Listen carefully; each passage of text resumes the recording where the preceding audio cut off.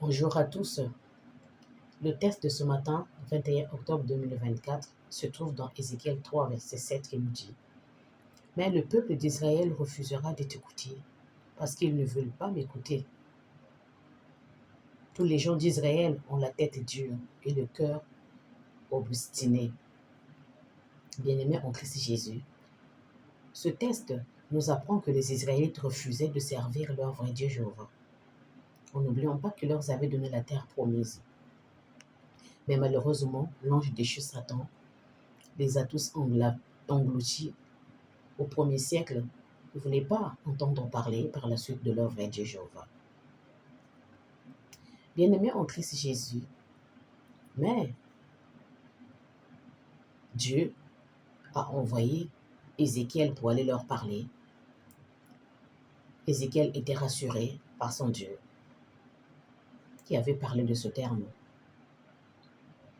J'ai rendu ton visage aussi dur que leur visage, et ton front aussi dur que leur front, pareil à un diamant plus dur que le silex. Donc, n'aie pas peur de Ézéchiel, et ne sois pas terrifié de l'expression de leur visage. C'est écrit dans Ézéchiel 3, versets 8 à 9. Bien-aimé, hier, notre vrai Dieu Jéhovah a parlé à son peuple choisi, les Israélites. Aujourd'hui, cette parole nous concerne tous. Notre Dieu Jéhovah est peiné de voir que les gens donnent plus de la valeur aux choses de ce monde au lieu de chercher la vraie vie qui est la vie éternelle. C'est pas mauvais d'avoir des choses de ce monde, mais nous devons le limiter, mettre d'abord notre vrai Dieu à la première place, parce que c'est grâce à lui que nous les avons. Depuis le ventre de ta mère, tu savais ce que tu allais devenir d'aujourd'hui. Rien n'est au hasard, et bien aimé en Christ Jésus. Nous sommes tous nés avec des vertus, mais malheureusement, le diable sait déjà tout ce que tu viendras depuis le ventre de ta mère. Vous m'entendrez prononcer à chaque fois le nom de Jéhovah, parce que depuis le premier manuscrit de la biblique, hébraïque et aramienne, le nom de Jéhovah était cité plus de 260 à 6800 fois, qui représentaient les 4 lettres des tétragrammes Y, H, W, H. Je répète, Y, H, W, H. Bien-aimés, ne nous laissons pas décourager par la peur, parce que si on croit en notre vrai Dieu Jéhovah, il va nous fortifier, quels que soient les soucis que nous traversons aujourd'hui, à cause de la fin du système des choses que nous connaissons tous. Nous entendons chez les voisins comment ça pleure. Nous aussi, on ne sait jamais. Si on ne s'apprête pas à partir d'aujourd'hui, ça sera très difficile pour nous. On a vu par la foi, Ézéchiel n'était pas découragé. Et après avoir été fortifié par Dieu, il lui avait envoyé un esprit le diriger dans le haut des montagnes pour nous fortifier encore davantage. Et par la suite, il a reçu la puissance de Dieu. Il était fortifié. Et il était par après déterminé à servir le rôle de prêcher la parole de son vrai Dieu Jéhovah. Ézéchiel, il a dit, quand il a été envoyé dans un endroit où il pouvait prêcher, il a fait 1 semaine, 7 jours, pour pouvoir faire comprendre à ce peuple-là que Jéhovah était Dieu. C'est écrit dans Exode 3, versets 14 à 15. Bien-aimés en Christ Jésus, la première mission d'Ézéchiel a été réussie, fortifiée par la puissance de Dieu Jéhovah. Sans hésiter, il avait accepté d'autres missions qui lui ont été données. Parce que le prophète Ézéchiel était devenu maintenant prêt à commencer son ministère. C'est noté dans Ézéchiel 3, versets 23 à 24. Pour conclure, mes bien-aimés, nous avons vu que par la foi, Ézéchiel, il a reçu l'Esprit de Dieu. Par la foi, Ézéchiel était fait emporter dans les montagnes pour pouvoir accomplir toutes les bénédictions pour commencer à prêcher la bonne nouvelle. Et par la foi, Ézéchiel était réconforté par Dieu en lui disant « N'aie pas peur et ne sois pas terrifié par l'expression de leur visage. » Tous, nous savons que pour être un vrai brebis dans l'enclos de Dieu, il y a des obstacles à franchir. Si on peut y arriver. À l'exemple d'Ézéchiel, les Israélites ne voulaient pas l'écouter, mais ils savaient qu'il n'y avait que Dieu qui pouvait leur accorder la victoire. Tôt ou tard, Dieu les avait rattrapés. Nous connaissons tous l'histoire. Aussi, à notre époque, si nous faisons les sourds d'oreilles, ça ne sert à rien. Surtout la souffrance que nous endurons au jour d'aujourd'hui nous pousse à ne pas servir notre Dieu. Mais nous ne refusons pas d'accomplir la mission de notre Dieu Jéhovah. C'est le temps, pas demain, c'est aujourd'hui. N'hésitons plus, mes bien-aimés. Notre Dieu veut que tous nous puissions être sauvés. Ne n'endurcissons plus nos cœurs comme les chrétiens du premier siècle. Jéhovah est bon, c'est notre papa. On va prendre l'exemple d'un père que son fils lui demande quelque chose, soit 1 euro par exemple. Bon, il sait que cet enfant-là, il écoute tout ce qu'on lui dit. Tout de suite, le papa, il fouille dans ses poches pour satisfaire le besoin de cet enfant-là. Notre frère Dieu Jéhovah, il est pareil. Parce que il veut qu'on puisse lui servir. Lui, il nous donne la vie, la respiration. Tu vois, tu entends. Mais toi, au retour, tu lui donnes quoi? Tu ne trouves pas que tu le dois, non? Nous le devons. Et comment nous allons payer cette dette? Ce n'est pas par la prière. Bien-aimé, si tu as compris, viens et suis-moi. C'est le moment qu'on doit commencer. Il manque beaucoup d'ouvriers dans les chantiers de notre Dieu Jéhovah. En ce moment, il est en plein recrutement. Nous avons fugué, on se retrouve dans les maisons inachevées. Maintenant, il veut que tu reviennes chez lui, là où il s'est bien bâti, là où c'est beau, là où il y a tout ce qu'il faut, là où on ne manquera de rien. Pour conclure, mes bien-aimés, nous avons des mains, nous avons des pieds, nous avons des yeux, nous avons des oreilles, nous avons tout le corps que Dieu nous a donné gratuitement. Mais ce corps-là, nous les utilisons pour autre chose.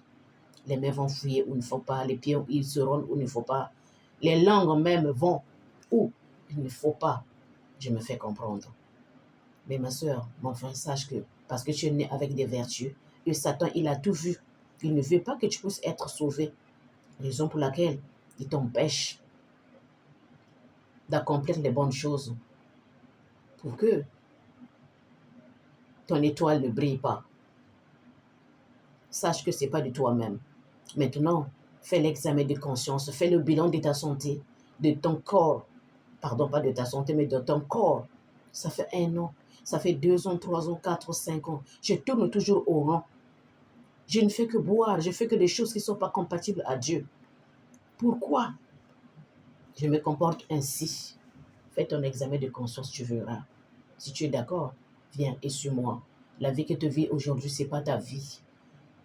La vie que tu vis, mon frère, ma soeur, ce n'est pas ta vie. Dieu ne voulait pas que les gens soient des SDF. C'est Satan le diable. Dieu ne veut pas que les gens puissent être dans l'impudicité. Dieu ne veut pas que les gens soient des adultères. Dieu ne veut pas que le foyer puisse être séparé. C'est l'ennemi quand tu le vois que ton foyer, il est mieux. Il emmène des gens autour de toi qui pour venir tout engloutir, mais tu ne le sais pas. Nous allons prier. Éternel notre Dieu Jéhovah, merci pour le souffle de vie de ce matin et aussi pour la journée que nous allons commencer sous ta protection. Jéhovah, nous sommes conscients que nous avons plus de foi, nous n'avons plus de foi, à cause de nos commérages, de bouche, de langue, des mains, des oreilles. Les chaussures que nous portons, nous n'appartenons pas. Raison pour laquelle, Papa, l'ennemi persécute nos foyers aussi parce qu'il connaît la faiblesse. Ce matin, Papa, nous venons vers toi pour te demander pardon. Nous savons que nous avons tous péché contre toi. Et tu sais aussi que 90% de la population, mon papa, sont engloutis par l'ennemi. Parce qu'il a vu l'étoile qui était en nous. Il sait que Si l'étoile brille, lui, il n'aura plus le moyen de nous engloutir. On va se retrouver dans les maisons inachevées à cause de lui, mon papa. Mais nous ne nous rendons pas compte. Raison pour laquelle, papa, ce matin, nous voulons te demander de nous récupérer auprès de toi pour que nous soyons à l'abri.